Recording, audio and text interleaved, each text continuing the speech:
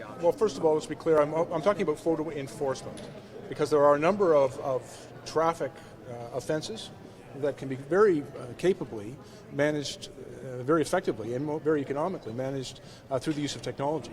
And for example, one of the challenges we face in the City of Toronto is traffic congestion. And it's a very significant issue, and it impacts on the quality of everyone's life and the productivity of the city. And so we enforced our laws with respect to prohibited turns during rush hour, with respect to people going through red lights and causing congestion by blocking intersections. We do that by putting police officers out there currently. Unfortunately, for the police to enforce those laws at that time, we have to pull a car over and take out another lane of traffic. It can actually exacerbate the problem as opposed to ease the problem. With the use of technology in those intersections, those offenses can be very effectively enforced.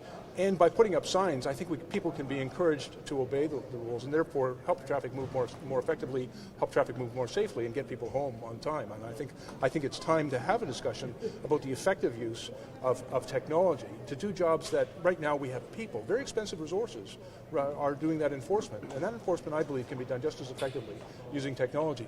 There's also the issue of speed enforcement, and commonly referred to as photo radar.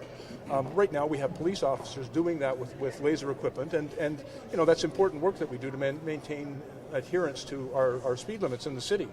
But again, through the use of technology, that can be done far more effectively and far more economically. It can be done with a certain degree of certainty in locations in which it is put up, and it also relieves us of the burden of having to send police officers to court to testify. By encouraging people to obey those laws, and I don't propose that we would want to sneak up on anybody. Quite frankly, for the police, this is not an issue of budget. It really is an issue of getting the job done as efficiently as possible and as economically as possible. Police resources are expensive. A police officer is an expensive resource, and right now the only way to enforce those laws is through the use of a police officer. I know that can be done very effectively with technology. I think there was concern about, I know there's always been lots of talk about this being about revenue, and for us it is not. Quite frankly, the revenue is completely irrelevant to this discussion as far as the police service is concerned. The revenue does not come to the police service, and I have no interest in the revenue coming to the police service. My interest is in the safety of our roadways and the efficient movement of traffic throughout the City of Toronto.